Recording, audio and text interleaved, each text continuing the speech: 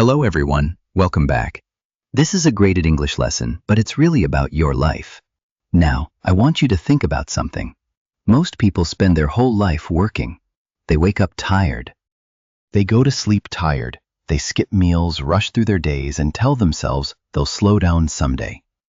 Someday when things are less busy. Someday when they have more time. But someday never comes. And then the body starts to break down. By the time most people start thinking seriously about their health, it's already late. The doctor is giving them bad news. The energy is gone. The years are behind them. Here's the thing, though. That is not the only story. In certain parts of the world, there are people who are 90 years old and still working in their gardens.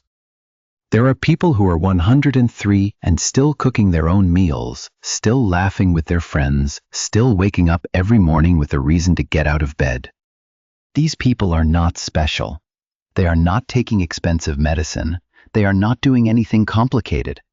They are just living differently. A researcher named Dan Buettner spent years traveling the world looking for these places. He called them blue zones. 5 regions on Earth where people always live past 100, where heart disease is rare, where people don't retire into sadness, where old age looks nothing like what most of us have been taught to expect. The 5 blue zones are Okinawa in Japan, Sardinia in Italy, Loma Linda in California, the Nicoya Peninsula in Costa Rica, and the island of Icaria in Greece. Each place is different. Different food, different language, different culture. But when Dan Buettner looked closely, he found the same patterns, the same habits, the same way of thinking about life. And that is what this lesson is about. Today we are going to go through 7 lessons from the world's longest living people. Not theories, not trends, real habits from real people who figured out something the rest of the world forgot. A long life is not luck. It is a choice.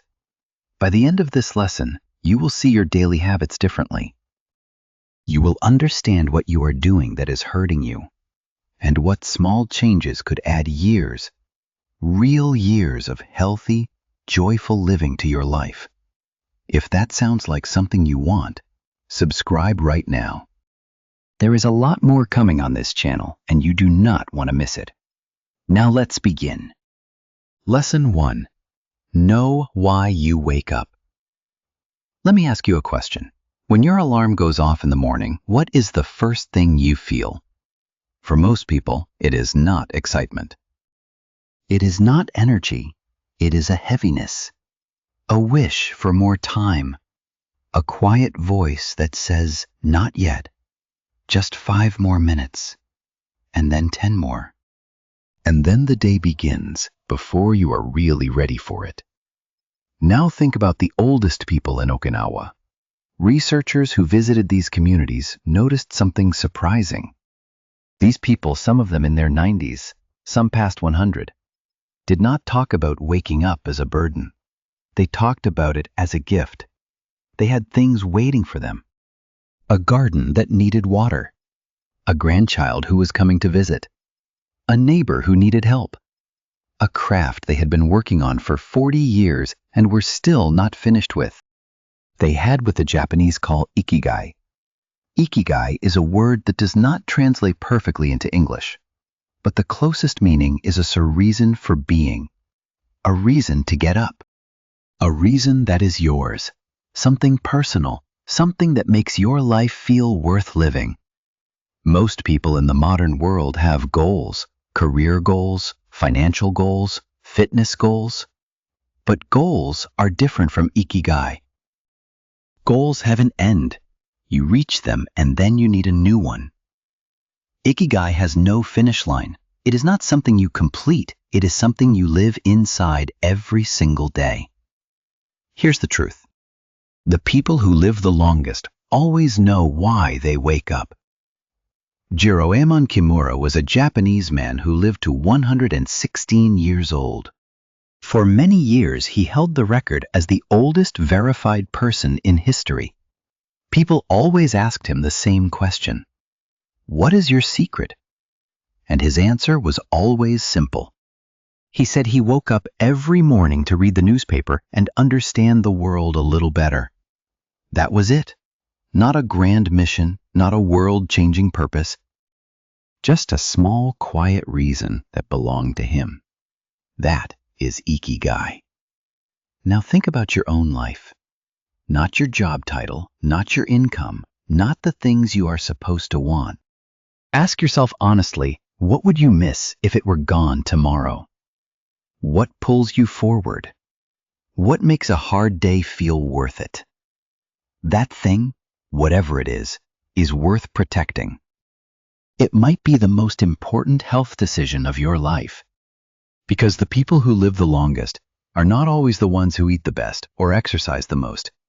They are the ones who never ran out of reasons to keep going. Lesson 2. Eat less, live more. Picture this. You sit down for dinner. The food is good. You are hungry. You eat. And then somewhere in the middle of the meal, something happens. A signal. A quiet feeling that says, okay, that's enough. You have had what your body needs. Most people ignore that signal. They keep eating. Because the food is still there. Because it tastes good. Because finishing the plate feels like the right thing to do. Because they were told as children to never waste food, so they eat past the signal, past comfort, past what the body actually asked for.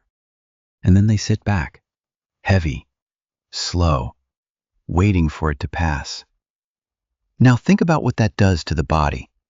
Not just tonight, not just this week, but every single day, for 30 years, 40 years, 50 years, every meal a little more than needed.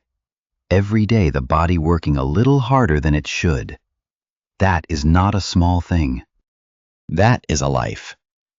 In Okinawa, there is an old saying that people learn as children and carry with them their whole lives.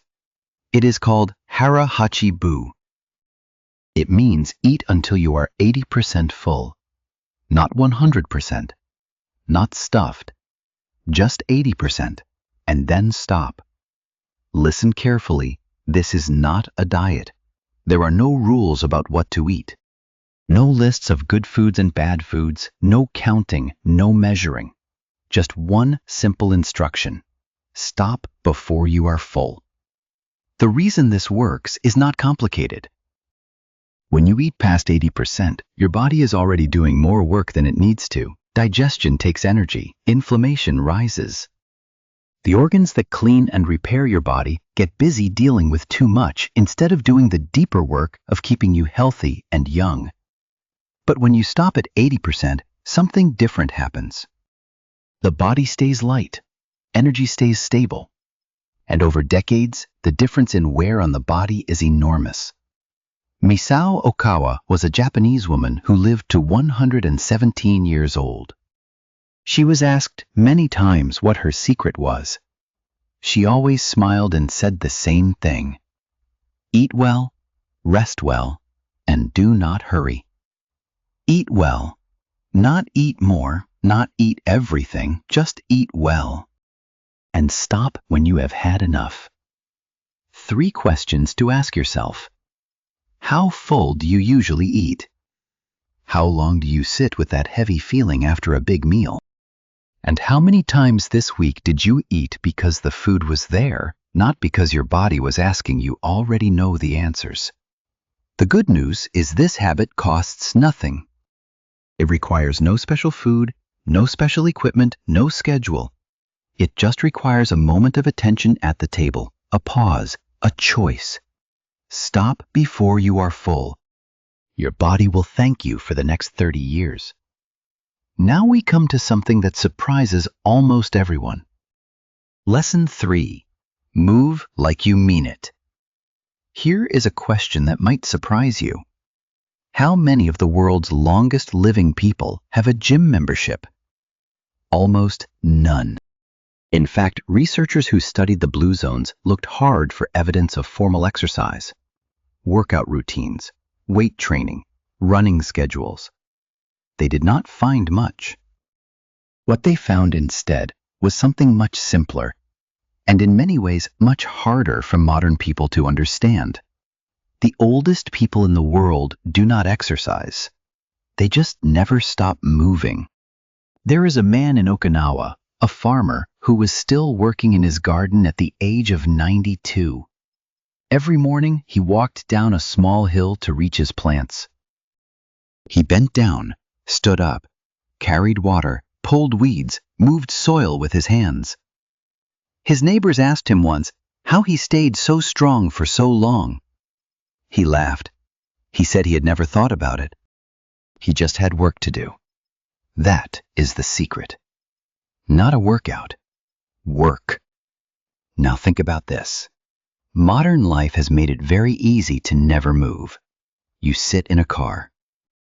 You sit at a desk. You sit on a sofa. You order food to your door. You take the elevator. You park as close to the entrance as possible. Every convenience of modern life is in some way a small invitation to be still. And the body pays for it. Slowly, quietly, over years. The people in the blue zones did not design their lives around exercise. They designed their lives around living, and movement was built into every hour of every day. Walking to the market, climbing stairs, tending gardens, cooking from scratch, visiting neighbors on foot. Small movements repeated endlessly across a lifetime. 3 observations. First, their legs were strong because they used them every day. Second, their hands were strong because they made things with them. Third, their lungs were strong because they breathed fresh air and moved through it, not through a gym, but through a life. The science behind this is clear. Regular, low-intensity movement throughout the day is better for long-term health than one intense workout followed by 8 hours of sitting. The body was not built for bursts. It was built for constant, gentle use. You do not need a gym membership. You do not need a trainer. You do not need expensive equipment. You need to take the stairs. You need to walk to the corner store. You need to stand up from your chair every hour and move your body through the room. You need to make movement so ordinary, so woven into your day, that you stop noticing it as exercise and start noticing it as simply how you live. They do not exercise. They just never stop moving. Lesson 4. Live for something bigger than yourself. Before we go further, if this lesson is helping you, if something here is making you think differently about your life, please take 2 seconds right now and hit the like button. It helps this channel reach more people who need to hear this. And if you have not subscribed yet, do it now. We have more lessons like this one coming, and you will not want to miss them. Good. Now back to the lesson. There is a popular idea in modern culture that the best life is the one you build entirely for yourself. Your body, your goals, your success, your freedom. No obligations, no one depending on you. Just you, free and untouchable. David Goggins built his entire identity around this idea. Push yourself harder than anyone. Need no one. Depend on nothing but your own will. It is a powerful philosophy. It produces extraordinary results in the short term, and for certain goals it works. But here is the question the Blue Zone's research forces us to ask. Does it make you live longer? Stay with me. In Okinawa, the oldest people in the community were not the ones who had optimized themselves. They were the ones who were needed. The grandmother who watched the grandchildren every morning. The old man who taught younger neighbors how to repair fishing nets. The woman in her late 90s who still cooked for her family twice a week because she said no one else made the soup the way she did. They were not living for themselves. They were living for the people around them, and their bodies stayed alive to keep doing it. 3 questions. Who needs you right now? Who would notice if you stopped showing up? Who is waiting for something only you can give? If you struggled to answer those questions, that is important information, not a judgment, just information. Because what the research shows across every Blue Zone across every long-lived community studied is this: people who feel needed live longer. People who have a real role in their community, not a title but a function, tend to stay healthier, stay sharper, and stay alive longer than people who live in isolation, even comfortable isolation. A long life is not luck. It is a choice. The choice to stay connected. The choice to be useful. The choice to keep giving something of yourself to the world around you, not because it is easy, but because it is the thing that keeps the engine running. You do not need a grand purpose. You do not need to change the world. You just need someone who is glad you are here, and you need to show up for them. When you live for something bigger than yourself, your body finds a reason to stay. This next lesson might be the most important one in the whole video. Lesson 5. Your circle keeps you alive. In Okinawa, children grow up inside something called a moai. A moai is a small group of people, usually 5 or 6, who come together in childhood and stay together for life. They meet regularly. They share money when someone is struggling. They celebrate together. They grieve together. They check on each other. They show up. It is not a club. It is not a networking group. It is not something you join for professional reasons. It is simply a group of people who have decided quietly and without ceremony that they belong to each other. And researchers believe that Moai is one of the most powerful longevity tools ever identified. There is a woman we can call Hannah. She was 70 years old when her husband died. People who knew her worried. She had spent most of her adult life building a home and a family with this man. Without him, they thought she might simply fade. That is what happens, they thought. You lose the person at the center of your life, and the life starts to fall apart. But Hannah had her moai, 5 women she had known since she was a child. They came to her every week. They cooked together. They walked together. They sat in silence together when silence was what was needed. They did not fix her grief. They just stayed inside it with her. Hannah lived to 95. Hear me on this. Loneliness is not just a feeling. It is a physical condition.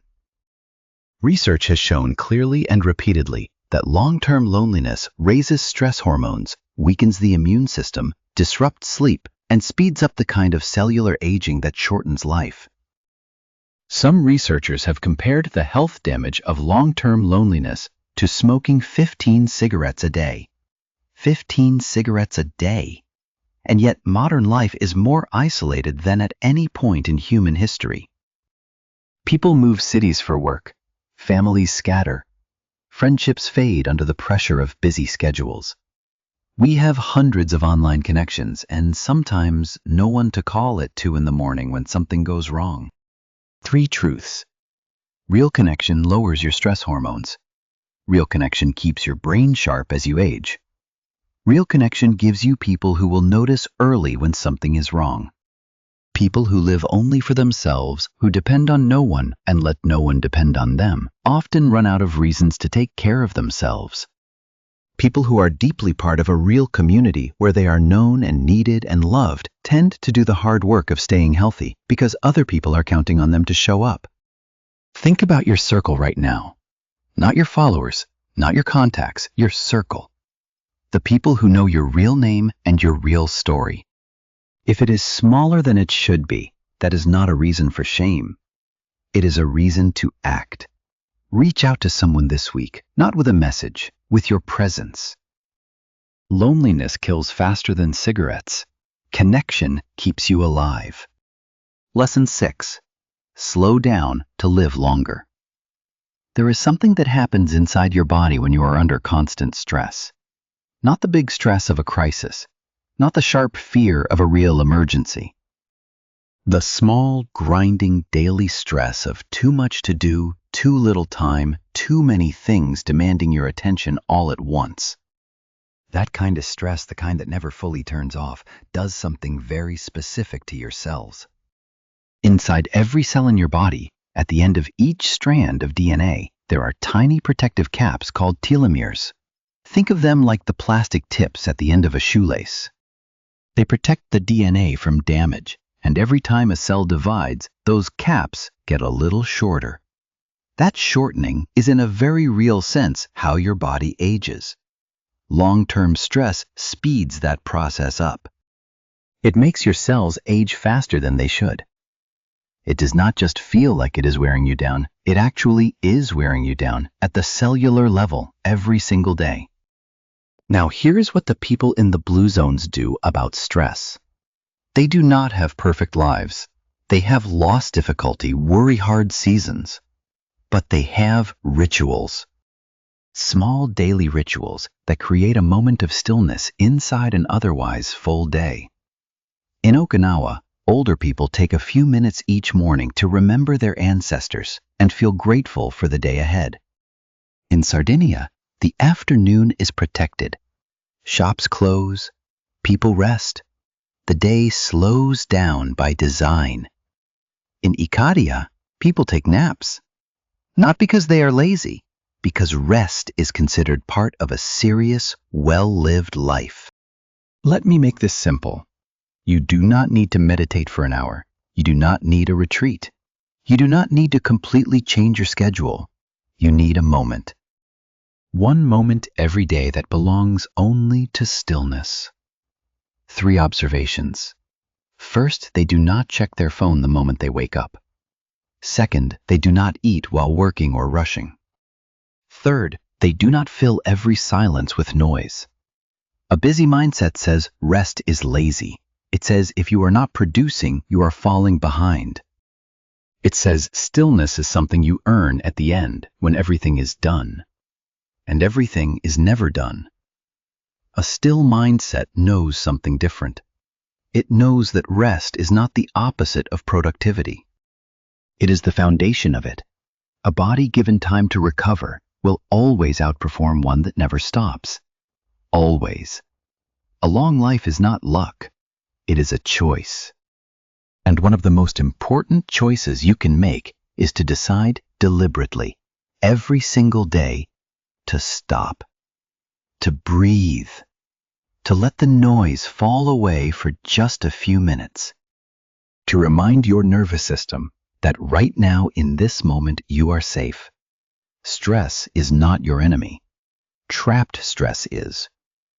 The ritual does not matter as much as the consistency.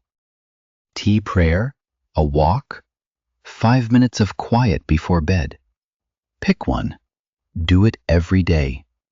Let your body learn that stillness is always coming, that it does not have to stay braced. That is not weakness. That is wisdom the oldest people in the world learned long before science had words for it. We have saved the simplest lesson for last, and in some ways the hardest.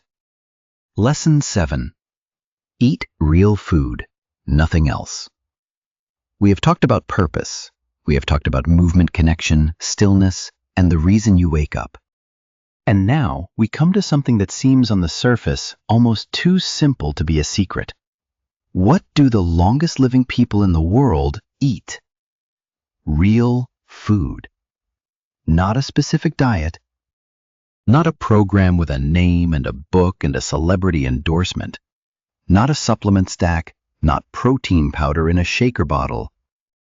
Not low-carb, high-fat, intermittent ketogenic, or any of the 100 other systems that appear every few years, dominate the conversation for a while, and then quietly disappear. Just real food. Food that comes from the ground. Food that your great-grandmother would recognize. Food that does not need a label explaining what is in it. Here's what most people miss. The longest living people in the world did not figure out the perfect diet.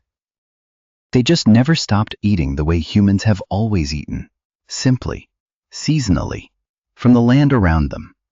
In Okinawa, the traditional diet is built around sweet potatoes, tofu vegetables, and small amounts of fish. In Sardinia, it is whole grain bread beans and lentils, garden vegetables, and a small glass of red wine in the evening with friends.